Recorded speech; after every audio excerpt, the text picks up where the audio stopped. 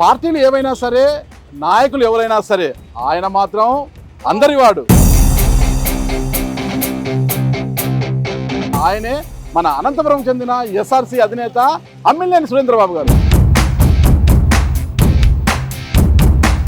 ఇక్కడ ఒకసారి చూస్తే మనము టవర్ క్లాక్ ముందు నుంచే ఉన్న ఒక ఫ్లైఓవర్ని చూడొచ్చు. మనము చరిత్రకు నిలయం అన్నమాట ఈ ఫ్లైఓవర్ అనేది.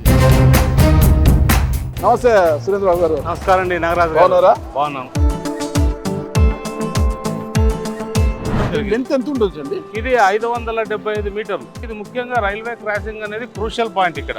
అది మేము అమర్చడానికి పెద్ద పెద్ద క్రెయిన్లు కూడా అవసరం పడింది. అసలు కళ్యాణదుర్గం ప్రజలు మిమ్మల్ని ఆశీర్వదిస్తే కళ్యాణదుర్గంలో మీరు ఏం చేయాలనుకుంటున్నారు? నేను ఏం చేయాలా కళ్యాణదుర్గం అనేది నా ప్రజలతో ఉండాలని నిర్ణయించుకున్నా. ఏ ప్రాంతంలో అయినా సాగు తాగునీరు సమృద్ధిగా ఉంటే ఆ ప్రాంతం చాలా అభివృద్ధి చెందుతుంది. ముఖ్యంగా కళ్యాణదుర్గంకు ఒక వరదాయనిగా ఉన్న బీటీ ప్రాజెక్ట్ అనేది ఎక్కడ వేసిన గొంగలు అక్కడే ఆగిపోయింది. మా చంద్రబాబు నాయుడు గారు అధికారంలోకి వస్తే ఖచ్చితంగా నేను అలా చేసిన తర్వాతే 2029లో మళ్ళీ వాళ్ళ దగ్గరికి వెళ్ళి ఓట్లు అడుగుతాయి. చాలా కాన్ఫిడెంట్గా ఉన్నట్టున్నారు. మహిళల కోసము మీరు ఎమ్మెల్యే అయితే ఏం చేయాలనుకుంటున్నారు? నేను నా నియోజకవర్గం మహిళల ఆర్థిక స్థిరత్వం కోసము కృషి చేస్తారా? రఘువీరెడ్డిని కలిసారంటే సార్ జీవనం ఎందుకు మనం ఆయన తీసుకోవాలంటే ఆయన అభివృద్ధి కూడా. ఇది మన అమ్మినేని సురేంద్రబాబు గారు మార్క్ అని చూపించుకోవడానికి ఎలా ముందుకు పోతారు? అసలు సురేంద్రబాబు మార్క్ ఏంటో మొత్తం కూడా వాళ్ళ అల్లుల పెత్తనం ఎక్కువైపోతుంది కళ్యాణదుర్గం నియోజకవర్గంలో. తస్మాత్ జాగ్రత్త అంటూ వాళ్ళు హెచ్చరిస్తున్నారట అవతల వాళ్ళు. నిజంగా మీ అల్లులు అంత భయంకరమైన వాళ్ళ? ఎవరైనా అడగండి, వాళ్ళు ఏంది, వాళ్ళ కష్టం ఏంటి, వాళ్ళు ఎంత కష్టపడతారు. ఎంపీగా రంగయ్యను 5 ఏళ్ల పాటు చూశారు ప్రజలు. మరి ఆయన ఎమ్మెల్యేగా బరిలోకి చెప్తున్నారు. ఆయనను కాదని ఆ ప్రజలు మిమ్మల్ని ఎందుకు ఆదరిస్తారు?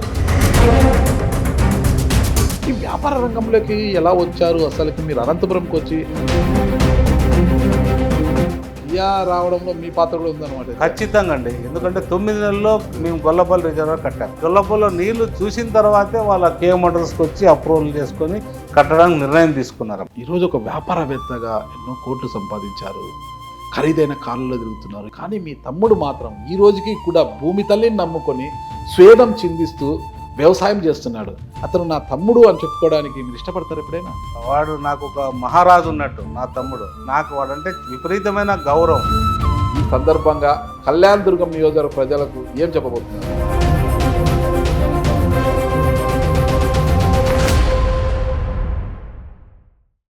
Hello, welcome to Suman TV. నేను మీ నాగరాజ్ బైరిశెట్టిని. పార్టీలు ఏవైనా సరే, నాయకులు ఎవరైనా సరే, ఆయన మాత్రం అందరివాడిగా పేరు తెచ్చుకున్న ఆయనే మన అనంతపురం చెందిన ఎస్ఆర్సీ అధినేత అమ్మినేని సురేంద్రబాబు గారు. అమ్మినేని సురేంద్రబాబు గురించి ఇప్పుడు ఈ అనంతపురంకే తలమానికమైన ఈ టవర్ క్లాక్ దగ్గర నిలబడుకుని నాగరాజు ఏం మాట్లాడుతున్నాను అనుకుంటున్నారా? ఇక్కడ ఒకసారి చూస్తే మనము టవర్ క్లాక్ ముందు నుంచే ఉన్న ఒక ఫ్లైఓవర్ని చూడొచ్చు. మనము ఈ ఫ్లైఓవర్ అంటే ఒక చరిత్రకు నిలయం అన్నమాట. ఈ ఫ్లైఓవర్ అనేది సరిగ్గా 1.5 ఏళ్ల క్రితం ఈ ఫ్లైఓవర్ని, అంటే పురాతనం అయిపోయిన ఈ ఫ్లైఓవర్ని పడగొట్టి నూతనంగా నిర్మించడానికి అప్పట్లో ప్రభుత్వం తలబెట్టడం జరిగింది. అయితే అంత పెద్ద ఫ్లైఓవర్ను పడగొట్టి ఏడాదిలో పూర్తి చేయడం అంత సులువైన పని అని అందరూ అనుకున్నారు. అందులో నేను కూడా ఇక్కడ స్థానికుని కాబట్టి నేను కూడా అలాగే అనుకున్నా. కనీసంలో అంటే 3 సంవత్సరాలు పడుతుందని అనుకున్నా. కానీ ఏడాదిలోనే ఒక కాంట్రాక్టర్గా ఈ బ్రిడ్జి పనులు దక్కించుకున్న అమ్మినేని సురేంద్రబాబు గారు ఏడాదిలోనే ఈ ఫ్లైఓవర్ని పూర్తి చేసి అనంతపురం ప్రజలకు అంకితం చేశారు. అలాంటి ఈ ఫ్లైఓవర్ మీద ఈరోజు ఆయనతో మాట్లాడడానికి ముందుకు వచ్చాము. ఎందుకంటారా? ఎందుకంటే ఈ 2024లో ఆయన రాజకీయ అరంగేట్రం చేయబోతున్నారు. ఈ సందర్భంలో ఆయన ఏదైతే ఒక ఛాలెంజ్గా తీసుకొని అనంతపురానికే తలమానికంగా ఉన్న ఈ ఫ్లైఓవర్ని పూర్తి చేశారో ఆ ఫ్లైఓవర్ మీదే మనం ఇప్పుడు ఆయనతో నడుచుకుంటూ కాసేపు ఆయన రాజకీయ అరంగేట్రం గురించి ముచ్చటించబోతున్నాము. ప్రస్తుతం ఆయన మన వద్దనే ఉన్నారు. నమస్తే సురేంద్రబాబు గారు. నమస్కారం అండి. నాగరాజు బాగున్నారా? బాగున్నాం. మాకు చాలా సంతోషంగా ఉంది. మాకు సంతోషంగా ఉంది. ఎందుకంటే నేను ఈ ప్రాంతవాసిని, ఇక్కడ అనంతపురం లోకల్. నేను ఈ ఫ్లైఓవర్ని గతంలో పడగొట్టినప్పుడు ఏడాదిలో పూర్తి చేస్తామన్నారు మీరు.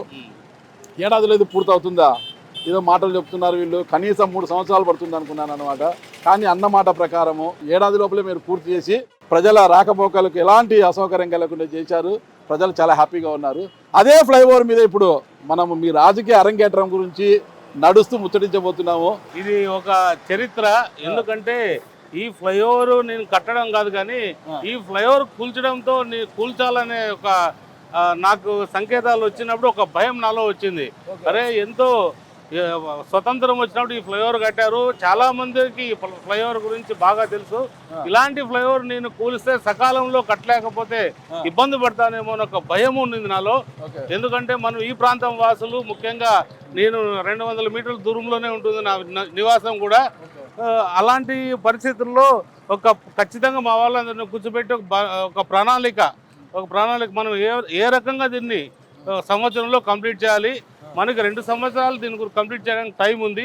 అయినా కూడా ప్రజల సౌకర్యార్థం మనం సంవత్సరంలో కంప్లీట్ చేయాలి. కాబట్టి ఎలా చేయగలుగుతామనే దాని మీద ఒక ప్రణాళిక తయారు చేసుకొని నిర్దేశించిన టైంలో సంవత్సరంలో కంప్లీట్ చేసి ప్రజలకు సౌకర్యం కల్పించడం జరిగింది. లెంత్ ఎంత ఉండొచ్చండి? ఇది 575 మీటర్లు, హాఫ్ కిలోమీటర్ 575 ఇది 575 మీటర్లలో. ఇది ముఖ్యంగా రైల్వే క్రాసింగ్ అనేది క్రూషియల్ పాయింట్ ఇక్కడ. ఈ రైల్వే క్రాసింగ్ పాయింట్ మనకు హైట్ తో ఒక ప్రాబ్లం ఉంది. ఎందుకంటే రైల్వే స్టాండర్డ్ హైట్స్ కావాలి. ఎక్కువ పోతే ఒక ప్రాబ్లం ఉంది, తక్కువ పోతే ఒక ప్రాబ్లం ఉంది. కాబట్టి అది మేము అమర్చడానికి పెద్ద పెద్ద క్రేన్లు కూడా అవసరం పడింది. ఎందుకంటే మామూలుగా అయితే దీనికి చిన్న క్రేన్లతో పని కావాల్సింది, కానీ ఉన్న స్థలము, ఉన్న సౌకర్యం చాలా తక్కువ ఉంది. కాబట్టి ఈ క్రేన్స్ కూడా చాలా దూరం నుంచి తేవాల్సిన పరిస్థితి వచ్చింది. తెచ్చి దీన్ని సకాలంలో పూర్తి చేశారు. ఒక స్ట్రైట్గా చెప్పండి నాకు, ఈ ఫ్లైఓవర్ నిర్మాణ పనులు మీకు దక్కినప్పుడు ఒక కాంట్రాక్టర్గా ఆదాయం కోసం పనిచేశారా? నేను నడిచిన ఈ ఫ్లైఓవర్ ఈ స్థానిక వాసిగా నేను నిర్మించడం నా అదృష్టంగా భావించి మీరు చేశారా? నిజంగా ఈ వర్క్ మాత్రం అదృష్టంగా భావించే ఇది పని చేశాను. ఎందుకంటే మిగిలిన చోట్ల ఆదాయంతో పని చేయాలి కాబట్టి మిగిలిన చోట్ల ఆదాయంతో పని చేస్తా ఉన్నాము. ఇది మాత్రం పూర్తిగా అదృష్టంగా భావించి, దీనికి కాంపిటీషన్ ఉంది. నేను ఒక్కడనే కాదు, దీనికి దగ్గర 14 మంది కాంపిటీషన్లో ఉన్నారు. వాళ్ళలో నేను ఒక్కడనే అయినాను. నాకు కూడా లెస్ తోనే ఈ వర్క్ వచ్చింది. ఎలాంటి లాబింగ్ చేయకుండా ఈ వర్క్ వచ్చింది. అసలు లెస్ 27% లెస్ వచ్చింది నాకు ఈ వర్క్. అయినా కూడా అదృష్టంగా భావించి ఇది సకాలంలో పూర్తి చేసినందుకు చాలా సంతృప్తినిచ్చిన వర్క్ ఇదే నా జీవితంలో.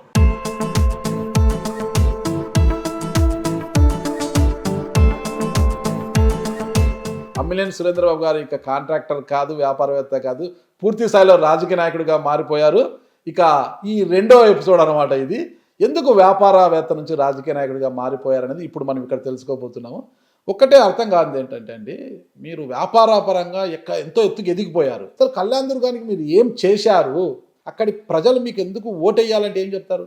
ఏం చేస్తాననేది ఆడ ఉన్న ప్రజలతో ఉన్న మమేకమై, అలాగే పార్టీ నాయకులు, కార్యకర్తలు అందరితో నేను చట్టసభలు లేక అసెంబ్లీకి పోతే నేను 5 ఏళ్ళ కాలంలో ఏదైతే నేను చేయాలనుకుంటున్నానో అది చేసి చూపించిన తర్వాత ఇంకొకసారి నేను 2029లో ఎన్నికల్లో ఓటు అడగడానికి పోయినప్పుడు అప్పుడు మీరు అడగండి మీరు ఏం చేశారు ఈ నియోజకవర్గానికని.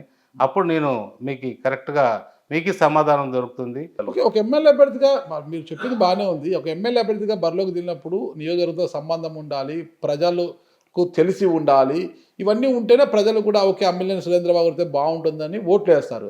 మరి అక్కడ ప్రజలకు మీకున్న అనుబంధం ఏంటి అసలు? నేను 15 కిలోమీటర్ల దూరంలో ఉన్న నా బంధువర్గము, నా కార్యకర్తలు అందరూ ముందు నుంచి తెలిసిన వాళ్ళు, నాయకులు తెలిసిన వాళ్ళు, నాకే అన్ని సంబంధాలు వాళ్ళతో ఉన్నాయి. నేను ఎక్కడ సంబంధాలు వాళ్ళతో లేకుండా ఎక్కడ లేను. నేను ప్రతి ఒక్కరికి పరిచయిస్తుండే. 2019లో కూడా నాకు ఒక టికెట్ అనేది రావడము, ఆ అధిష్టానం ఇంకొకరికి ఇవ్వడంతో ఓకే ఎవరెవరు పార్టీ కోసం కష్టపడి పనిచేయాలనే అభిప్రాయంతో పూర్తిగా అక్కడున్న అభ్యర్థి ఎవరైతే ఉన్నారో 2019 ఆయన సహకరించి పక్కకు రావడం జరిగింది. ఖచ్చితంగా సహకరించారండి.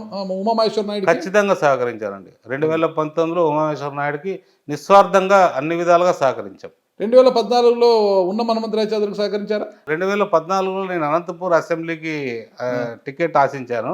తెలుసు. అప్పుడు కూడా ప్రభాకర్ చౌదరికి మేము సహకారం చేశామండి. ఇక్కడ చేసినాం నాగరాజు. ఎప్పుడు కూడా పార్టీకి వ్యతిరేకమైన ఏ నిర్ణయాలు ఎక్కడ తీసుకోలేదు. మీరు ముందు నుంచి తెలుగుదేశం పార్టీ సానుభూతి పరులుగాను, తెలుగుదేశం పార్టీ నాయకులుగాను తెర వెనుక ఉన్నప్పటికీ కూడా మీ వ్యాపారంలో మునిగిపోయారు. కాంట్రాక్ట్ వర్క్లు అంటే ఈ వ్యాపారాల్లో మునిగిపోయారు మీరు. కానీ కళ్యాణదుర్గంలో ఆ కళ్యాణదుర్గం అంటిపెట్టుకొని ఉన్నం ఫ్యామిలీ కావచ్చు, ఉమామహేశ్వరరావు ఫ్యామిలీ కూడా అక్కడే ఉంది. నేను కాంట్రాక్టర్గా ఎన్నో చేయాల్సినటువన్నీ అక్కడ చేసి పెట్టాను. నాకు అందుబాటులో ఉండేటివి. వాళ్ళతో పాటు నేను కూడా జెండా మోసాను. బట్ నేను ఎందుకంటే ప్రతిరోజు అక్కడ ఉండలేకపోయి ఉండొచ్చు. కానీ ఇప్పుడు పూర్తిగా రాజకీయం వేరు, వ్యాపారం వేరనే దాని మీద ఇప్పటి నుండి పూర్తిగా నేను ఒక రాజకీయవేత్తగా అక్కడ ఉండడానికి నిర్ణయించుకున్నా. అక్కడ ఒక స్థిర నివాసం ఏర్పరచుకుంటున్నా. అక్కడే ఉంటా. నేను నా కంపెనీ కూడా రిజైన్ చేసేసాను ఈ మధ్యలో రీసెంట్గానే. కాబట్టి ఇప్పుడు అది ఆ జెండా మోయడం కానీ ఇవన్నీ కూడా నేను కూడా వాళ్ళతో మమేకమై వాళ్ళతో పాటు కలిసి 5 ఏళ్ళు కాదు, 10 ఏళ్ళు కాదు, 20 ఏళ్ళు నేను కలిసి మెలిసి నా రక్తం ఉన్నంత వరకు అక్కడే నాకు ప్రజల సహకారం ఉన్నంత వరకు అక్కడే జీవిస్తానని తెలియజేస్తాను. కళ్యాణదుర్గంలోనే ఎందుకు నివాసం కట్టుకుంటున్నారు? అక్కడి ప్రజలకు ఎందుకు సేవ చేయాలనుకుంటున్నారు? ఇప్పుడు కళ్యాణదుర్గంలో నాకు ఒక నివాసం కావాలి. నేను అక్కడ ఉండాలనుకుంటున్నాను కాబట్టి నాకు ఒక నివాసం ఉండాల్సిందే. నేను ఉంటేనే నేను వాళ్ళకి అక్కడ దగ్గరగా ఉండగలుగుతాననే అభిప్రాయం నాకు ఉంటుంది. నాకు అనంతపూర్లో కూడా నివాసం ఉంది, కానీ కళ్యాణదుర్గంలో ఉంటే బాగుంటుంది కదా. అనంతపురంలో అందరూ రావడానికి పోవడానికి కార్యకర్తలకు కానీ నాయకులకు కానీ ప్రజలకు కానీ ఇబ్బంది అవుతుందనే అభిప్రాయంతో నేను అక్కడ నివాసం ఏర్పరచుకుంటున్నా. బేసిక్గా మీరు కాంట్రాక్టర్ కదా, అంటే ఇప్పుడు కాంట్రాక్టర్ పక్కన పెట్టేసిన అక్కడ బేసిక్గా కాంట్రాక్ట్ కావచ్చు. కళ్యాణదుర్గం మీద అంటే మీకున్న విజన్ ఏంటి అసలుకి? కళ్యాణదుర్గం అనేది నిజంగా చాలా వెనకబడిన ప్రాంతం, ముందు నుంచి అందరికీ తెలిసిన ప్రాంతమే అది. ఎందుకంటే అక్కడ అభివృద్ధి చాలా తక్కువ జరిగింది. అక్కడ కళ్యాణదుర్గం నియోజకవర్గంలో ముఖ్యంగా అక్కడ నీళ్లు అనేది చాలా ఇబ్బందికరంగా ఉంది. అంటే రైతులకి నీళ్లు కానీ డ్రిప్ ఇరిగేషన్ పరికరాలు కానీ, అలాగే మనకి అనంతపురం జిల్లా ఈ పండ్ల తోటలకి చాలా అపూర్వమైన ఆధారం ఉంది. కరెక్ట్, వాస్తవమే. ఫుడ్ బౌల్ ఆఫ్ ఏపీ అంటారు. దాంట్లో అందులో ముఖ్యంగా అనంతపురం జిల్లా ముఖ్యంగా కళ్యాణదుర్గంకి ఏ ప్రాంతంలో అయినా సాగు తాగునీరు సమృద్ధిగా ఉంటే ఆ ప్రాంతం చాలా అభివృద్ధి చెందుతుంది. ముఖ్యంగా కళ్యాణదుర్గంకు ఒక వరదాయనిగా ఉన్న బీటీ ప్రాజెక్ట్ అనేది ఎక్కడ వేసిన గొంగలు అక్కడే ఆగిపోయింది. అది పూర్తయితే అక్కడ చెరువులన్నీ నింపే అవకాశం ఉంటుంది. కానీ 2009లో రఘువీరారెడ్డి గారు, అప్పుడు మంత్రిగా ఉన్న రఘువీరారెడ్డి గారు డిపిఆర్ డిజైన్ చేయించినప్పటికీ ఆ డిపిఆర్తో ఆగిపోయింది. ఆ తర్వాత 2018లో చంద్రబాబు నాయుడు గారు టెండర్లు కాల్ఫర్ చేశారు, అది ముందుకు వెళ్ళలేదు. 2019లో అధికారంలోకి వచ్చిన ఉషా శ్రీశరణ్ గారు దాన్ని ఏమీ చేయలేదు. మీరు గెలిస్తే ఆ బీటీ ప్రాజెక్టును మీరు పూర్తి చేయడానికి కృషి చేస్తారా? మీరు కూడా అలా హామీలాగే దాన్ని మర్చిపోతారా? 2018లో టెండరు రావడంతో ఒక 20-25 కిలోమీటర్ల దాకా కెనాల్ తవ్వడం జరిగింది. మాకున్న తక్కువ కాలంలోనే అక్కడితో అది ఆగిపోయింది. ఆ రోజుకి ఆగిపోయింది. 19 ఎలక్షన్స్తో ఆగిపోయింది. అప్పుడు బిల్లులు కూడా రాలేదనుకుంటా. రాలేదు చాలా వరకు. తర్వాత దాన్ని ల్యాండ్ ఎక్విజిషన్ ప్రాబ్లంతో క్లియర్ కాకపోవడము, అది అట్లే పెండింగ్ పడిపోవడం జరిగిపోయింది. కానీ ఇప్పుడు మా ప్రభుత్వం, మా చంద్రబాబు నాయుడు గారు అధికారంలోకి వస్తే ఖచ్చితంగా నేను దాన్ని దగ్గరుండి ఆ ప్రాజెక్టు క్లియర్ చేయించుకొని ఏదైతే ఉన్నాయో నేను ఆ ప్రాజెక్ట్ని మొత్తం కంప్లీట్ చేసి 120 చెరువులకి, అంటే కళ్యాణదుర్గంకి రాయదుర్గంలో కొంత భాగానికి అన్ని చెరువులకి నీళ్లు పోయేటట్టు ఖచ్చితంగా తాగునీరు సాగునీరు రెండు కూడా వాళ్ళకి ఉపయోగపడే పని నేను గ్యారెంటీగా చేయగలిగి, అలా చేసిన తర్వాతే 2029లో మళ్ళీ వాళ్ళ దగ్గరికి వెళ్ళి ఓట్లు అడుగుతాయి. రైతుల విషయం మనం పక్కన పెడితే ఒక బీటీ ప్రాజెక్ట్ మీరు పూర్తి చేసి నిజంగా అది ఒక వరంగా మారుతుంది రైతులకు. ఆ విషయం పక్కన యువత గురించి మనం ఆలోచిస్తే, యువత అంటే చాలామంది డిగ్రీ పట్టభద్రులైపోయి ఇంజనీరింగ్ కావచ్చు, నాన్ ఇంజనీరింగ్ కావచ్చు అన్నీ చదువుకొని ఉపాధి అవకాశాలు లేక స్థానికంగా బెంగళూరు, హైదరాబాదు, చెన్నై తర ప్రాంతాలకు వలస వెళ్ళిపోతున్నట. అంటే స్థానికంగా యువతకు ఉపాధి కల్పించడానికి మీరేమైనా ఆలోచించారు? ఎందుకంటే ఇప్పటికే రఘువీరారెడ్డి గారు మంత్రిగా ఉన్నప్పుడు అక్కడ కళ్యాణదుర్గం మండలము తిమ్మసముద్రం రెవెన్యూలో కావచ్చు 500 ఎకరాలు, కంబదూరు మండలం నూతిమడుగు దగ్గర మొత్తం రెవెన్యూలు పక్కనే ఉంటాయి. 1000 ఎకరాలను సేకరించి ఏపీఐసీసీకి అప్పగించడం జరిగింది. 100 కోట్ల రూపాయలు రైతులకు కూడా పరిహారం ఇవ్వడం జరిగింది. కానీ ఎలాంటి అభివృద్ధి జరగలేదు అక్కడ పారిశ్రామికంగా. అంటే మీరు ఎమ్మెల్యే అయిన తరువాత తెలుగుదేశం పార్టీ అధికారంలోకి వచ్చి మీరు ఎమ్మెల్యే అయితే మళ్ళీ 1000 ఎకరాలని మళ్ళీ మీరు మీ కంట్రోల్లోకి తీసుకొని అక్కడ ఉపాధి అవకాశాలు కల్పించే అవకాశాలు ఏమైనా ఉన్నాయా? ఖచ్చితంగా ఉన్నాయండి. ఎందుకంటే మీరు అనేది కరెక్ట్. చాలామంది కళ్యాణదుర్గం వాసులు అందరూ వలస వెళ్తున్నారు. ఎందుకంటే చంద్రబాబు నాయుడు గారి మీద ఎందుకు నమ్మకం అంటే అక్కడున్న మనకు కియా మోటార్స్ ఉంది. ఆయన దాన్ని అభివృద్ధి చేయడంతో రాష్ట్రానికి ఎంత ఉపయోగం ఉందో అందరూ కళ్ళతో చూస్తున్నాము. అలాంటి పరిస్థితి ఖచ్చితంగా చంద్రబాబు నాయుడు గారు కళ్యాణదుర్గం మీద దృష్టి పెట్టి, లోకేష్ గారు చంద్రబాబు నాయుడు వాళ్ళతో నేను పోయి వాళ్ళతో మాట్లాడి దృష్టి పెట్టి అక్కడ మన టెక్స్టైల్ పార్క్స్ కావచ్చు, ఏదైనా అదర్ ఇండస్ట్రీస్ కావచ్చు, ఏదైనా కానీ ఆ ప్రాంతానికి సరిపోయే అందరికీ ఒక ఇండస్ట్రీలు తీసుకురావడానికి ప్రయత్నం చేసి వాళ్ళ సహకారంతో అక్కడున్న నిరుద్యోగ యువతికి అందరూ ఉద్యోగాలు కల్పిస్తూ వాళ్ళకు ఒక ఉపాధి కల్పిస్తారనే నమ్మకం నాలో ఉందండి. ఇంతకుముందు మీరు రైతుల గురించి మాట్లాడారు కదా, పండ్ల తోటల సాగు పెట్టింది పేరు కళ్యాణదుర్గం. ఒకవేళ రైతులు పంటను సాగు చేసి ఫలసాయం చేతికి వచ్చిన తర్వాత వాళ్ళు ఆ ఫలసాయాన్ని అంటే ఆ పంటను విక్రయించుకోవడానికి సరైన మార్కెటింగ్ సౌకర్యం కూడా లేదు. చెప్పాలంటే కళ్యాణదుర్గంలో ఒక మార్కెట్ లేదు, ఒక బజార్ అనే ఒక మార్కెట్ లేకుండా పోయిందనమాట. అంటే ఆ మున్సిపల్ కాంప్లెక్స్ దగ్గర మార్కెట్ కట్టిస్తామన్నారు, ఇంతవరకు ఎందుకు కట్టలేదు. రైతులు కావచ్చు, వ్యాపారులు కావచ్చు, వ్యాపారాలు ఎక్కడ చేసుకోవాలో అర్థం కావడం లేదు. ఈ రైతుల పరిస్థితి అంటే పండించిన పంటను ఎక్కడ అమ్ముకోవాలో అర్థం కాక పొరుగు రాష్ట్రాలకు వెళ్ళి అమ్ముకోవడం వల్ల చాలా పెద్ద స్థాయిలో నష్టపోతున్నారు. స్థానికంగా అమ్ముకుంటే కొంతమంది వ్యాపారులు పంటను కొనుగోలు చేసుకొని కూడా రైతులకు డబ్బులు ఇవ్వకుండా ఇబ్బందులకు గురి చేస్తున్నారు. చాలామంది ఐపీలు కూడా పెట్టడం జరిగింది కళ్యాణదుర్గంలో. మరి రైతాంగాన్ని ఆదుకోవడానికంటే మార్కెటింగ్ సౌకర్యం ఏమైనా కల్పిస్తారా? ఖచ్చితంగా అండి. చంద్రబాబు నాయుడు సహకారము లోకేష్ గారిని ఉన్న దాంతో ఎందుకంటే ఆయనకు కూడా ప్రత్యేకమైన శ్రద్ధ ఉంది కళ్యాణదుర్గం నియోజకవర్గం పైన. మనకి ఏదైతే మీరు ఫుడ్ ప్రాసెసింగ్ యూనిట్స్ ఉన్నాయో ముఖ్యమైనటివి, ఆ ఫుడ్ ప్రాసెసింగ్ యూనిట్స్ ఇక్కడ పెట్టడానికి ప్రయత్నిస్తాము. అలాగే మార్కెట్ యార్డ్ గురించి నాకు పెద్దగా అవగాహన లేదు, అది కూడా చర్చించి అందరితో నాయకులతో అందరూ లోకల్ నాయకులతో ప్రజలతో లోకల్ నాయకులతో చర్చించి అది కూడా అవకాశం ఉన్నంత వరకు ఏర్పాటు చేస్తాం సపరేట్ మార్కెట్ యార్డ్. మరోవైపు కళ్యాణదుర్గం గురించి మనం ఆలోచించుకుంటే విద్యా వైద్య పరంగా కూడా చాలా వెనుకబాటుతనానికి గురైంది. అసలు జూనియర్ కళాశాలలు లేవంటారు. వైద్యపరంగా చూసి ఒక ఆర్డిటి ఆసుపత్రి తప్పితే ప్రభుత్వ ఆసుపత్రులు ఉన్నా కూడా మొత్తం వసతుల విషయంలో శూన్యం అంటారనమాట. మీరు ఎమ్మెల్యే అయితే ఈ పరిస్థితి పైన ఎలాంటి అవగాహన? ఖచ్చితమైన ఇది చాలా అవసరమైన విద్యా వైద్యం అనేది చాలా ఆ నియోజకవర్గం చాలా అవసరము. ఎందుకంటే ప్రభుత్వ దృష్టికి తీసుకెళ్ళి నేను మండలానికి ఒక జూనియర్ కాలేజ్ లాంటిది కాలేజు ఏర్పాటు చేయడానికి ప్రయత్నం చేస్తాను. ఎందుకంటే చాలామంది డ్రాప్అవుట్స్ కూడా జరుగుతున్నాయి అక్కడ. ఆ డ్రాప్అవుట్స్ లేకోకుండా వాళ్ళు అక్కడే చదువుకొని అక్కడే బాగా ఉండేటట్టు ప్రభుత్వం దృష్టిలో పెట్టి అది నేను శాంక్షన్ చేయించుకొచ్చి విద్యార్థులందరికీ ఇబ్బంది లేకుండా చేసేటట్టు ఏర్పాటు చేశాను. అలాగే వైద్యం అంటారా, ఖచ్చితంగా ఆర్డిటి తప్పితే అక్కడ వేరే హాస్పిటల్స్ కూడా ఏం లేవు. అలాంటి హాస్పిటల్స్ కొన్ని ఉన్న చోట బాగా మెరుగుపరుచుకొని ప్రభుత్వం దృష్టి తీసుకెళ్ళి అన్ని ఏర్పాటు కూడా చేస్తాము. ఎందుకంటే మనకు అదే ముఖ్యమైన ఈ రెండు అంశాల్లో ఎప్పుడైతే కరెక్ట్గా మనం ఉంటామో మొత్తం మిగిలిన అంశాలన్నీ కూడా కరెక్ట్గా వెళ్తాయనేది నా అభిప్రాయం అండి. 5 ఏళ్ల కాలంలో మీకు అవకాశం ఇచ్చి 5 ఏళ్ళు మీరు పరిపాలిస్తే ఇది మన అమ్మినేని సురేంద్రబాబు గారు మార్క్ అని చూపించుకోవడానికి ఎలా ముందుకు పోతారు? అసలుకి ఫస్ట్ అవకాశం ఇచ్చి చూడమని చెప్పండి. నా అవకాశాన్ని నేను సద్వినియోగం చేసుకొని నెక్స్ట్ 5 ఏళ్ళలో నేను ఓటు అడిగిపోయినప్పుడు సురేంద్రబాబు మార్క్ అనేది నేను నిరూపిస్తా. ఎందుకంటే నేను చూస్తున్నా ఒక 2009లో ఒక ఎమ్మెల్యేగా ఉన్న రఘువీర్ రెడ్డి గారు అంతో ఇంత అభివృద్ధి చేసి ఈ రోజుకి కూడా ఆయన అనుకుంటున్నారంటే నా మనసులో కూడా ఉంటుంది. నేను అభివృద్ధి చేస్తేనే రేపొద్దున ప్రజల్లో నిలబడిపోతాననే నమ్మకం నాకుంది. ఖచ్చితంగా నేను ఒక మార్క్గా నిలబడి ఆ నియోజకవర్గాన్ని నా మనసులో పెట్టుకొని అభివృద్ధి చేసి అప్పుడు మిమ్మల్ని ఇదే నాగరాజు గారు ఆ రోజు వచ్చి అడుగుతారు నన్ను క్వశ్చన్, మీరు అన్నట్టు చేసినారనే అభిప్రాయం శభాష్ అనిపించుకునే పనులే చేసుకుంటూ వెళ్తాను. రఘువీర్ రెడ్డిని కలిశారంటే సార్ ఇటీవల?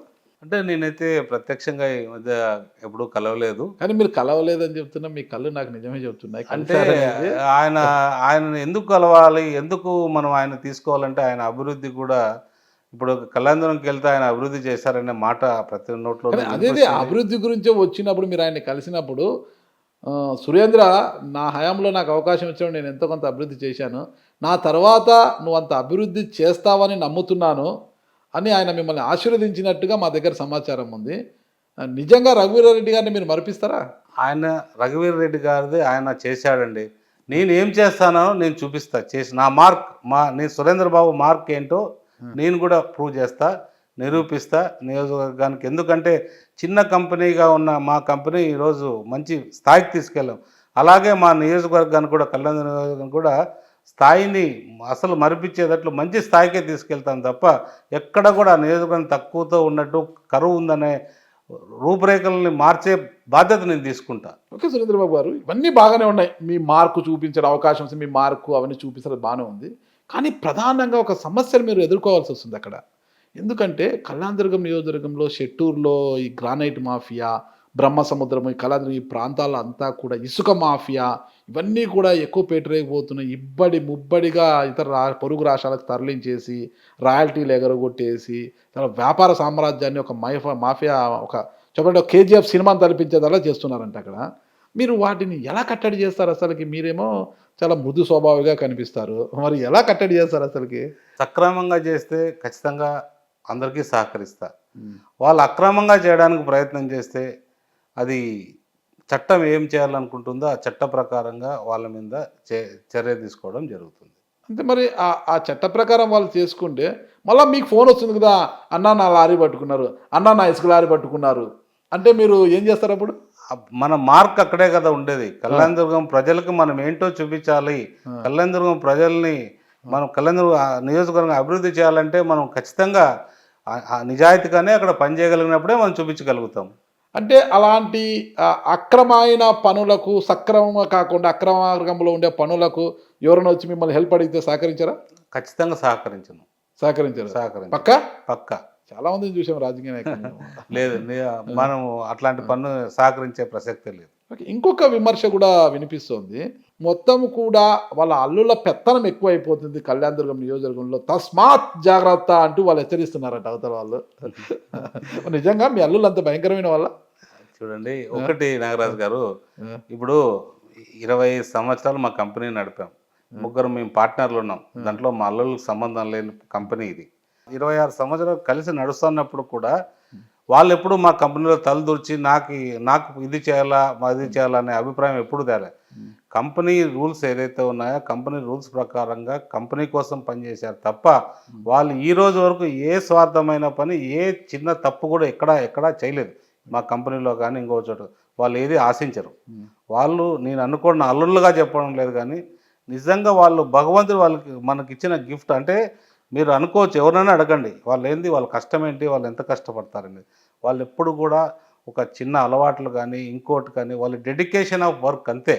అంటే వాళ్ళు చేయాలనుకుంటే చేస్తారు. తర్వాత కూడా రాజకీయాల్లోకి నేను కళ్యాణదుర్గంలోకి ఎంటర్ అయిన తర్వాత కూడా వాళ్ళు ఈ ఎన్నికల వరకే వాళ్ళు ఉంటారు. తర్వాత వాళ్ళ కంపెనీలో ఉన్న యాక్టివిటీస్ చూసుకుంటారు తప్ప కళ్యాణదుర్గం సంబంధించి ఎక్కడ కూడా వాళ్ళ ఇన్వాల్వ్మెంట్ ఉండదు. అక్కడున్న కళ్యాణదుర్గం నాయకులు, కళ్యాణదుర్గం ప్రజలు, కళ్యాణదుర్గం కార్యకర్తలతోనే నేను ఉంటాను తప్ప వాళ్ళ సహకారం కానీ వాళ్ళు వచ్చి అక్కడ ఎవరో పెత్తనం చేయడానికి కానీ ఇట్లాంటి ఏ పనులు కూడా వాళ్ళు రారు. అట్లాంటిది వచ్చినా కూడా నేను క్షమించే ప్రసక్తి లేదు. దేనికైనా నేను సిద్ధమే అట్లాంటి పనులు. ఎందుకంటే ఇది నాకు గత వాళ్ళ గురించి అనుభవం ఉంది కాబట్టి దాంట్లో నేను క్లారిటీగా ఉన్నా. చూద్దాం, చెప్పినంత ఈజీ కాదు. లేదు, ఇది నిజమే. పూర్తి ఎప్పుడైనా అత్యవసరమై నిజంగా నాకు అవసరం పడి నేను ఎక్కడైనా అందుబాటులో లేక ప్రజలకు అవసరం ఉందన్నప్పుడు ఏదన్నా ఫలానా చోటుకి వెళ్ళరామని చెప్తే వాళ్ళు వెళ్తారు తప్ప వాళ్ళంతకు వాళ్ళు వెళ్ళి వాళ్ళ నిర్ణయం తీసుకొని. సమయం చాలా ఉంది, ఇంకా సమయం అది మీరు దాని గురించి మీరు మర్చిపోండి. కళ్యాణదుర్గం ప్రజలకు నేను ఖచ్చితంగా హామీ ఇస్తున్నా, ఇది పూర్తిగా ఎన్నికల వరకు వాళ్ళు ఉంటారు. ఎన్నికల తర్వాత వాళ్ళ వ్యాపారం వాళ్ళ దాంట్లో వెళ్తారు. నేను నా కుటుంబం, నేను మాత్రం, అంటే నా కుటుంబం అంటే నా భార్య, మరి నా కొడుకు గురించి కూడా నేను చెప్పను. నేను నా భార్య మాత్రమే అక్కడ ఉండి మంచి చెడ్డ చూసుకుంటాం తప్ప మిగిలిన విషయాలు అక్కడున్న కార్యకర్త నాయకులతో మమేకమై ఉంటాం. కానీ ఇట్లాంటి వీళ్ళు వచ్చి ఇంటర్ఫియర్ అయ్యి వాళ్ళకి గ్యాప్ రావడానికి ట్రై చేయండి. ఓకే, ఈ విషయం మనం పక్కన పెట్టేసి ఏ రంగంలోనైనా గెలుపు ఓటములనే సహజంగా ఉంటాయన్నమాట. ఈ రాజకీయ రంగంలో ముఖ్యంగా వాటిని జీర్ణించుకోవాలి, డైజెస్ట్ చేసుకోవాలి కదా. మరి ఈ గెలుపోటముల విషయంలో మీ జీవితంలో ఎలాంటి ప్రభావం చూపిస్తాయంటారు? అసలుకి ఏది జరిగినా తట్టుకుంటారా? చంద్రబాబు నాయుడు గారు టికెట్ నాకు ఇచ్చిన తర్వాత ఎన్నికల్లో బరిలోకి దిగిన తర్వాత నేను ఖచ్చితంగా గెలుస్తానా, గెలుపుకేం డోకా లేదు, నేనే గెలుస్తాను అని చెప్పడానికి అసలు మీకు అనుకూలించే అంశాలు ఏంటివి? నేను ఏది నిస్వార్థంగానే పనిచేయాలని వస్తానా. ప్రజలు నన్ను కోరుకుంటున్నారు, మీరు రా అని అడుగుతున్నారు, రమ్మని ఆహ్వానిస్తున్నారు. ప్రజల కోసం నేను వెళ్తానా, ఖచ్చితంగా నాకు నమ్మకం ఉంది, నేను గెలుస్తాను. మీ ప్రత్యర్థి కూడా ప్రజల కోసమే ఎక్కడికి వచ్చారు. ఎంపీ ఇప్పటివరకు సిట్టింగ్ ఎంపీగా ఉన్న ఆయన గెలుస్తారనే ఉద్దేశంతోనే కళ్యాణదుర్గం నియోజకవర్గానికి వచ్చారు కదా తలారి రంగయ్య గారు. అందుకోసమే కదండి ఆయన 5 సంవత్సరాలు ఎంపీగా ఉన్నారు. ఆయన ఏం చేశారనేది ఆయన ఒకసారి పరిశీలించుకోవాలా. 5 ఏళ్ళు తర్వాత నేనేం చేశాననేది కూడా ఆ రోజు అడగండి. మీరు ఏంటి ఈ ప్రశ్న ఏంటనే అభిప్రాయం వస్తుంది. మీరు వ్యాపారవేత్తగా ఉన్నంత వరకు మీకు ఎంపీ తలారి రంగయ్య గారికి మంచి స్నేహబంధం ఉండేది అంటున్నారు కదా. ఇప్పుడు ఇద్దరు కూడా కళ్యాణదుర్గంలో ప్రత్యర్థులు కాబోతున్నారు. ఇది మరి ఫ్రెండ్లీ పోటీగా ఉంటుందా లేకుంటే నిజంగా పార్టీల మధ్య పోటీ ఉంటుందంటారా? ఇది ఖచ్చితంగా పార్టీల మధ్య పోటీనే. ఇది పూర్తిగా పార్టీల మధ్య పోటీనే నడుస్తుంది. ఇది అంతకు మించి వేరే అవకాశాలు ఎక్కడా లేదు. ఎంపీగా రంగయ్యను 5 ఏళ్ల పాటు చూశారు ప్రజలు. అంటే ఈ పార్లమెంట్ అంతా కూడా కళ్యాణ ప్రజలు కూడా చేశారు. మరి ఆయన ఎమ్మెల్యేగా బరిలోకి దిగుతున్నారు. ఆయనను కాదని ఆ ప్రజలు మిమ్మల్ని ఎందుకు ఆదరిస్తారు? అది ప్రజలే చూసుకుంటారండి. నాకెందుకు ఓటేయాలా అనేది ప్రజలే చూసుకుంటారు. ఒక మేజర్ ఓట్ ఫ్యాక్టర్గా ఉన్న సామాజిక వర్గానికి చెందిన వారు ఆయన. మరి ఆ ఓటర్లను కావచ్చు మిగతా వారిని ఎలా ఆకట్టుకుంటారు మీరు? నేను ఆ సామాజిక వర్గంలోనే అత్యధిక ఓట్లు నేనే తీసుకురాగలుగుతాను. ఎందుకంటే ఆ సామాజిక వర్గంతో నాకున్న సంబంధాలు చాలా ఎక్కువ. వాళ్ళంటే కూడా నాకు అమితమైన ప్రేమ. వాళ్ళతో పాటు అన్ని సామాజిక వర్గాలు కూడా నేను సమానంగా చూస్తాను, వేరే రకంగా చూడను. ఎప్పుడైతే వాళ్ళు నేను చూడగలుగుతానో అందరూ నా వైపు ఉండి నాకు ఓటేస్తారండి. చాలా కాన్ఫిడెంట్గా ఉన్నట్టున్నారు. చూద్దాం. ఓకే, ఈ కాన్ఫిడెన్స్ లెవెల్ ఎంతవరకు ఉంటాయని. ఎందుకంటే 2004లో క్రియాశీలకంగా ఉన్నారు మీరు రాజకీయాలు అప్పటి నుంచి. 2009లో టికెట్ ప్రజారిజం పార్టీని టికెట్ ఆశించారు. అప్పుడే అయిపోయింది. అనంతపురం పిఆర్పి అభ్యర్థి మీరేనా అందరూ కూడా అనుకున్నారు. చివరి నిమిషం మిసింది. 2014లో ఇంకా అయిపోయింది. అనంతపురం అభ్యర్థి ఎమ్మెల్యే సురేంద్రబాబు అన్నారు. అప్పుడు కూడా చివరి నిమిషంలో ప్రభాకర్ చౌదరి గారికి టికెట్ వచ్చింది. 19లో ఇంకా అయిపోయింది అన్నారు. 24లో ఇప్పుడన్నా ఈ లక్కీ డ్రాలో ఏమన్నా గెలుపు పొందుతారా లేదని అందరూ కూడా ఆసక్తిగా ఎదురు చూస్తున్నారు. మరి ఈసారి ఏమన్నా తలుపు మీరే అంటున్నారు 2004లో ప్రయత్నం చేశారు, 2009లో ప్రయత్నం చేశారు, 2014లో ప్రయత్నం చేశారు, 2019లో ప్రయత్నం చేశారు. నేను ఈ అన్ని సంవత్సరాల్లో కూడా నేను అభివృద్ధి చెందుతా పోయాను కానీ ఎక్కడ నిరుత్సాహపడి ఎనికి రాలే. నాకు టికెట్ రాలేదు, నేను అక్కడ డీలా పడకూడదు, నేను ఏదైతే చేయాలనుకున్నా చేసుకుంటూ ముందుకు వెళ్తున్నాను తప్ప ఎక్కడ కూడా నేను ఒక్క స్టెప్ వెనక్కి రావడమో లేదా నేను చెడ్డ పేరు తెచ్చుకోవడం ఇట్లాంటి పని ఎక్కడా చేయలేదు. నాకున్న 20 ఏళ్ళ స్పాన్లో ఎక్కడ నేను తప్పు పని చేయలేదు. ఇంకా మనం ఈ రాజకీయాలు ఇవన్నీ మనం పక్కన ఒక్కసారి మీ కుటుంబ నేపథ్యం గురించి తెలుసుకోవాలండి. ఒక సామాన్య రైతు కుటుంబానికి చెందిన వారు మీరు అంటారు. మరి ఈ స్థాయికి ఎలా వచ్చారు అని తెలుసుకోవాలంటే ఒక్కసారి మీ కుటుంబ నేపథ్యం గురించి చెప్తారు. అసలు నాది ఆమదాల గ్రామము, ఉరవకొండ మండలము. నాకు 2 తమ్ముళ్ళు ఉంటారు, మాకు అక్క ఉంటుంది. సో మా నాన్న పెద్ద రైతు. నాకు 200 ఎకరాలు 190 రైతు. ఏం పేరు నాన్నగారి పేరు? అమలినేని వెంకటప్ప. మా అమ్మ లక్ష్మీ నరసమ్మ. ఈ రోజు కూడా మా గ్రామంలో నా తమ్ముళ్ళు, మా అమ్మ, నేను ప్రతి పండుగైనా ఊరికి వెళ్తా. అక్కడ నా తమ్ముడికి ఒక ఇల్లు, నాకు ఒక ఇల్లు, ఇంకో తమ్ముడికి ఒక ఇల్లు, అందరికి ఇండ్లు ఉన్నాయి. అందరము జాయింట్ ఫ్యామిలీగానే ఉంటాం. అందరూ బంధువర్గాలు కానీ అందరూ ఉండదు. ఈ రోజు కూడా నాకు ఇంట్లో 5 గానులు ఎద్దులు ఉన్నాయి.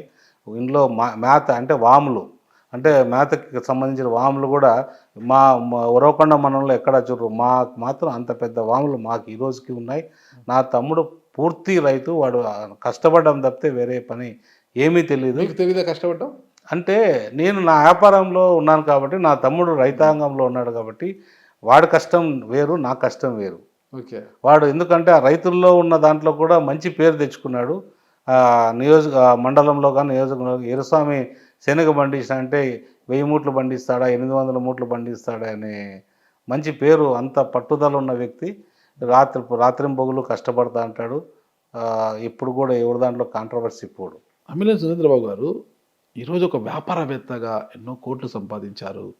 ఖరీదైన కార్లలో తిరుగుతున్నారు. ఏసీ కార్లలో, ఏసీ గదులు, ఏసీ కార్లు తప్పితే వేరేది మీకు తెలియదు. కానీ మీ తమ్ముడు మాత్రం ఈ రోజుకి కూడా భూమి తల్లిని నమ్ముకొని స్వేదం చిందిస్తూ వ్యవసాయం చేస్తున్నాడు. అతను నా తమ్ముడు అని చెప్పుకోవడానికి మీరు ఇష్టపడతారు ఎప్పుడైనా? నాగరాజు గారు, ఒకటి ఈ విషయంలో ఖచ్చితంగా రైతే రాజు. నా తమ్ముడుగా నేను చెప్పుకోవడానికి చాలా గర్వపడతాను. నా తమ్ముడు ఒక రైతుగా అక్కడ ఉండి ఆ సేవ చేయడంలో నాకున్న తృప్తి, నా కుటుంబం మీద ఎంతో ప్రేమ, అంతా నా తమ్ముడు అంటే నాకు విపరీతమైన ప్రేమ అక్కడే ఉంది. ఎందుకంటే అక్కడ ప్రజలతో ఉండి మమేకమై ఆయన సేద్యం చేసుకుంటూ అందరికీ 10 మందికి ఆడ అన్నం పెట్టే రైతే రాజు అనే అభిప్రాయానికి మా వాడు నిదర్శనం. అక్కడ చెమట చిందిస్తూ స్వేదాన్ని చేస్తూ మాసిన బట్టలతో అన్నయ్య మీ దగ్గరకు వచ్చినా కూడా ఆలింగనం చేసుకుంటారా మీ తమ్ముడిని? నాకు ఒక మహారాజు ఉన్నట్టు నా తమ్ముడు. ఎందుకంటే ఖచ్చితంగా నా తమ్ముడు ఏ క్షణం ఏమున్నా ఒక మహారాజుగానే అక్కస్ని చేర్చుకుంటాను. కానీ నాకు వాడంటే విపరీతమైన గౌరవం. తమ్ముడు అంటే ప్రేమనా, రైతు అంటే ప్రేమనా? నాకు నా తమ్ముడు రైతుగా ఉండడం నిజంగా నేను ప్రేమిస్తున్నా. Okay okay. నా తమ్ముడు ఆ స్టేజ్లో ఒక రైతుగా ఉన్నాడంటే ఎంతమందికి అతను ఎంతోమంది అంటారు, మీరు అన్ని క్వశ్చన్ నన్నే అడిగారు, వాడిని అడిగారు, మీ అన్న అంత ఉన్నాడు కదా, నువ్వు పోయి సిటీలో సెటిల్ కావచ్చు కదా, ఇంకో చోటు ఉండొచ్చు కదా. మా అన్న అటు ఉండాలా, నేను ఇట్లే ఉండాలా, నేను రైతుగా ఉండాలి, అప్పుడే మా కుటుంబం కానీ 10 మంది రైతులు కానీ నేను నిదర్శనం కావాలని చెప్పి వాడు చాలామందికి సమాధానం చెప్పాడు. మా ఊర్లో మీరు ఎవరినైనా అడగొచ్చు. ఓకే ఓకే, మంచి తమ్ముడు ఉన్నాడండి అయితే మీకు. చాలా. రాజు లాంటి తమ్ముడు ఉన్నాడు. ఖచ్చితంగా. రైతే రాజు. ఖచ్చితంగా. రాజు లాంటి తమ్ముడు మీట్లో ఉన్నాడు. సో మీ విద్యాభ్యాసం అంతా ఎక్కడ కొనసాగిందండి? నేను పెనక్చర్లో చదివాను, తర్వాత జూనియర్ కాలేజీలో చదివాను అనంతపూర్లో, తర్వాత డిగ్రీ నేను జగజీవన్ రావు కాలేజ్ హైదరాబాద్లో చదివాను. పూర్తి చేశారా డిగ్రీ? ఈ మధ్యలో స్టాప్ చేశాను, ఎందుకంటే మా నాన్న వచ్చి నువ్వు ఏదో ఒక పెళ్లి చేయాలన్నాడు. ఫస్ట్ పెళ్లి కన్నా తొందర ఏమైంది? డిగ్రీ చదువుతున్నప్పుడే పెళ్లి చేయాలని అంటే పెళ్లి కన్నా ముందు బిజినెస్ కావాలని చెప్పి. ప్రేమలో ఉండినారు అప్పుడు ఏమన్నా? అట్లాంటిది ఏం లేదు. ఏం లేదా? మా నాన్న ఎట్టు చెప్తే అటు వెళ్ళేవాడిని. అసలు మా కుటుంబం ఉన్నారు కదా, హీరోలాగా ఎర్రగా బుర్రగా బాగానే ఉన్నారు. అప్పట్లో ఇంకా బాగానే ఉండింటారు. మా నాన్న ఎట్టు చెప్తే అట్టు పోయినాను తప్ప, మా నాన్న, మా పిన్నమ్మలు, మా కుటుంబం ఉమ్మడి కుటుంబం, పెద్ద కుటుంబము, అందరూ అరే నువ్వు ఆడ చేసుకుంటే నీ భవిష్యత్తు బాగుంటుందిరా, మీ వెనక వాళ్ళు చాలా మంది బాగుంటారని మా నాన్న వాళ్ళ నిర్ణయం ప్రకారం ముందుకెళ్ళారు. తల్లిదండ్రుల ప్రకారం పెళ్లి చేసుకున్నారు. అంతే. ఏ గ్రూపు చదివారు డిగ్రీలో మీరు? నేను బీకామ్ చదివాను. మీరు ఈ స్థాయికి వచ్చారు కదా, అమ్మిలేని సురేంద్ర బాబు అని కింద బీకామ్ అనేది ఒక ట్యాగ్ లైన్ లేకోకుండా పోయింది కదా, మీకేం బాధ లేదంటారా? నేను ఎంతో మందిని డిగ్రీలు చదివిస్తానండి. నాకు ఎందుకు బాధ ఉంటుంది? వాళ్ళందరూ చదువుకుంటా పెద్దవాళ్ళుగా తయారైపోయి చాలా ఉన్నతమైన స్థానంలో ఉన్నారు. చాలా మందిని మనం ఎంతో మంది ఉపాధి కూడా కల్పిస్తున్నాము. ఆ డిగ్రీ అనే దానికి నాకు ఎక్కడ కూడా బాధ అనేది ఎక్కడా లేదు. అవే మీకు పెద్ద డిగ్రీలు. అదే నాకు చాలా డిగ్రీ, అదే ఒక హారం మీకు. ఆ డిగ్రీలు నాకు ఒక హారం. మరి వ్యవసాయ కుటుంబం కదా, మీరు డిగ్రీ డిస్కంటిన్యూ, ఈ వ్యాపార రంగంలోకి ఎలా వచ్చారు? అసలుకి మీరు అనంతపురంకి వచ్చి ఫస్ట్ ఏదో ఒక పేపర్ మార్ట్ స్టార్ట్ చేశారు, దానికన్నా ముందు ఒక బ్రిక్ ఇండస్ట్రీ కూడా పెట్టారంటారు కదా, ఏంటి ఆ కథ అసలు? లేదు, ఫస్ట్ పేపర్ మార్టే స్టార్ట్ చేశాను. ఓకే. 1987లో పేపర్ మార్ట్ స్టార్ట్ చేశాను. స్టార్ట్ చేసిన తర్వాత బాగా నడుస్తూ ఉన్నింది. 89లో బ్రిక్ ఇండస్ట్రీ మధ్యలో వచ్చింది, కానీ అది రెండూ జరుగుతూ వచ్చినాయి. 1991లో రాజీవ్ గాంధీని చంపినప్పుడు నా షాప్ని అప్పుడు దగ్ధం చేయడం జరిగింది. మీ షాప్ ఎందుకు దగ్ధం చేశారు? అది నేను అప్పటికే ప్రజానాయకుడిగా, ప్రజల్లో అంటే ఒక స్టూడెంట్ లీడర్గా చాలా వరకు నేను ప్రభావితం చేసే వ్యక్తి అనంతపూర్లో. ఒక రాజకీయ పార్టీ ఎదుగుదల అంటే అప్పటికే నేను ఒక రకమైన నాయకుడిగా ఎదుగుతాను. దాన్ని ఓర్చుకోలేని కొంతమంది నా షాపు టార్గెట్ చేసి కాల్ చేశారు. సో కాల్ చేసిన తర్వాత కొద్ది రోజులు 2-3 రోజుల తర్వాత అద్వానీ గారు అనంతపూర్కి వచ్చారు. వచ్చి ఒక భోజనానికి మా మామగారి ఇంటికి, లాలకృష్ణ అద్వానీ గారు మీ ఇంటికి వచ్చారు? లాలకృష్ణ అద్వానీ గారు వచ్చారు. అద్వానీ గారు, వెంకయ్యనాయుడు గారు ఇద్దరు వచ్చారు. వచ్చి ఇట్లా షాప్ అంతా కాలిపోయిన తర్వాత నా భుజం మీద చెయ్యేసి హిందీలో చెప్పాడు, ఎందుకు నువ్వు నష్టపోతున్నావు, నువ్వు చాలా పవర్ఫుల్ లీడర్గా అవుతావు, నువ్వు ఒక యువజన నాయకుడుగా, బీజేపీ యువజన నాయకుడు నేను తయారు చేస్తా రాష్ట్రానికి, నువ్వు మా పార్టీలో కంటిన్యూ కా అని చెప్తే నేను అప్పుడు తల ఉంచి అనలేదు, ఏమనలేదు, పెద్దవాళ్ళు కాబట్టి సరే అని చెప్పి ముందుకి ఆ రోజు నేను ఆయనతో కలిసి భోంచేయడం జరిగింది. ఆ రోజు తర్వాత అప్పటికి నా ఊపంతా ఇటువైపే ఉంది, తెలుగుదేశం వైపే నేనున్నా. అంటే నాకు అవకాశం తెలుగుదేశంలో వస్తే బాగుంటుందేమో ఈ యువజన నాయకుడుగా, అది ఇది అనే అభిప్రాయం నాలో ఉంది. అద్వానీ లాంటి వ్యక్తి పిలిస్తే వెళ్ళలేదా మీరు? మహానాయకుడు అండి, ఈరోజు వెళ్ళింటే బీజేపీలో ఎక్కడ ఉండేవాళ్ళం అనేది ఆ తృప్తి ఉంది. కానీ బట్ నాకు అద్వానీ లాంటి నాయకుడు ఆఫర్ చేశాడు చూడండి, అంత నిజాయితీపరుడు, అంత గొప్పవాడు, ఈ రోజు కూడా నా మనసులో భారతరత్న. ఈరోజు నాకు నిజంగా నేను చాలా గర్వపడుతున్నా. నేను ఈరోజు స్థాయిలో ఉండడానికి అట్లాంటి పెద్దల ఆశీస్సులు కూడా నాకు ఇండైరెక్ట్గా ఉన్నాయి కాబట్టి ఈరోజు నిజంగా మేము కానీ మా కంపెనీ కానీ ఆ స్థాయిలో ఉన్నాం. తెలుగుదేశమే నా ఇల్లు లాగా మీరు అనుకున్నారు కదా. 2009లో ప్రజారాజ్యం పార్టీ తరపున ఎందుకు తిరిగారు? చిరంజీవి గారితో ఎందుకు కలిశారు అసలు? నేను చిరంజీవి అభిమాని అండి. మెగాస్టార్ చిరంజీవి అభిమాని. నేను రాష్ట్రంలోనే చిరంజీవి అభిమానులు ఒక ప్రభావితమైన చిరంజీవి అభిమాన సంఘ నాయకుడుగా ఉండేవాడిని. అవునా? అది కూడా ఉంది మళ్ళీ చాలా చాలా అసలు ఒక పవర్ఫుల్, అంటే అట్లా ఇట్లా కాదు, పవర్ఫుల్ నాయకుడుగా నేను వెలుగు చూశాను చిరంజీవిలో. చాలా అభిమాన మెగా ఫోర్స్ లేదు, అప్పుడు మధ్యలో వచ్చాయి ఇవన్నీ చిరంజీవి అభిమానులుగా. అప్పుడు తర్వాత బిరుదులు ఒకటి యాడ్ అయితే వచ్చాయి. ఆ టైం మనం కొంచెం బిజినెస్లో కాన్సన్ట్రేషన్ అయిపోయింది. చాలా అభిమానం చిరంజీవి గారు అంటే. ఆ చిరంజీవి గారు అభిమానం ప్రజారాజ్యం పార్టీ పెట్టిన తర్వాత నా వంతుగా నేను ఏదో ఒకటి చేయాలని చెప్పి నాకున్న అప్పటికే నేను కొంత వ్యాపారాల్లో ఉన్నాను కాబట్టి నా భాగస్వాములతో వాళ్ళు కూడా ముందుకు వెళ్ళని గ్రీన్ సిగ్నల్ ఇవ్వడంతో ఒక పెద్ద ఆయన తిరుపతిలో ఒక పెద్ద సభ ఏర్పాటు చేశాడు. ఆ సభకి నేను అనంతపూర్ నుంచి ఇది ఒక 600-700 వెహికల్స్ అంటే ఈ లారీలు మరి పోతే ఐచర్లు ఇట్లాంటి పెద్ద పెద్ద వాహనాలు అంటే అప్పటికి బస్సులు ఉన్నాయి, బస్సులు తీసుకున్నాం కానీ తక్కువగానే అంతా మా సొంత ఖర్చులతో మన మీద ఉన్న ప్రేమతో వేలాదిగా తరలి వచ్చి ఇక్కడి నుండి మనం తిరుపతికి పోవడం జరిగింది. తిరుపతి సభని జయప్రదం చేయడం జరిగింది.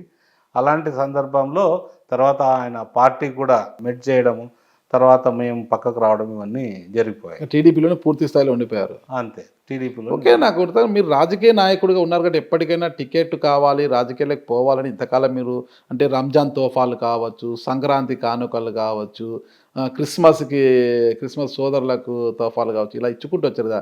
ఈ సేవా కార్యక్రమాలు ఇవన్నీ కూడా భవిష్యత్తును దృష్టిలో పెట్టుకునే చేశారా? నిజంగా అంటే నేను సంపాదించిన దాంట్లో ఒక పావులా, ఒక ₹1 పేదలకు ఖర్చు పెట్టాలనే ఉద్దేశంతో చేశారా? నేను ఒక నమ్మకం ఉందండి నాకు. నేను ఖచ్చితంగా దీంట్లో ఏ స్వార్థము లేదు నేను చేసిన సేవలో. నాకు ఒక ముస్లిం ఆయన పెద్ద వ్యక్తి గురువు, అంటే ఒక పెద్ద వ్యవస్థ ఉన్న గురువు వచ్చి, నువ్వు ముస్లిమ్స్లో ఉన్న వాళ్ళలో అత్యంత బీదవాళ్ళు ఉండేది ముస్లిమ్స్లోనే. అది రంజాన్లో నువ్వు ఏదైనా చేయగలిగితే నీకు చాలా మంచి జరుగుతుంది, నీ వ్యవస్థకి నీ వ్యాపారానికి కూడా అభివృద్ధి జరుగుతుంది. కాబట్టి మీరు చేసి చూడండి, తర్వాత మాట్లాడదామని చెప్పాడు. చాలా పెద్ద వ్యక్తి, చాలా మంచి వ్యక్తి ఆయన చెప్పాడు. చెప్తే మేము మొదలుపెట్టాం. ఫస్ట్ 5,000 మందితో మొదలుపెట్టాం చీరలు పంపిణీ. 5,000 నుంచి 10,000 మంది అయ్యారు, 10,000 నుంచి 20,000 మంది దాకా వచ్చారు. ప్రతి రంజాన్కి ఇక్కడ వచ్చి మమ్మల్ని ఆశీర్వదించి పోతారు. మీ అభివృద్ధి, మీరందరూ బాగుండాలి, మీ వ్యవస్థ బాగుండాలి, మీ కంపెనీ బాగుండాలి. వాళ్ళు ఆశీర్వదించిన ప్రతి టైము మా కంపెనీ నిజంగా అంటే గ్రో అవుతూ వచ్చింది. అది మనసులో ఒక దైవగుణం, ఎవరో దేవుడు కల్పించాడు కాబట్టి చేయగలుగుతున్నాం, అంతేగాని రాజకీయాలను దృష్టిలో పెట్టుకుని ఎప్పుడు అట్లాంటి పనులు ఏది చేయడానికి మేము ప్రయత్నం చేయాలి. ఒకటి ఏదైనా ఇచ్చినప్పుడు కూడా మా పేరు ఏంటో మేము బయటకు ఫోకస్ చేసుకొని, లేదా సన్మానాలు చేయించుకొని, లేదా మీటింగ్లో చెప్పుకొని, ఇట్లాంటివి మీరు ఎక్కడైనా చూడండి.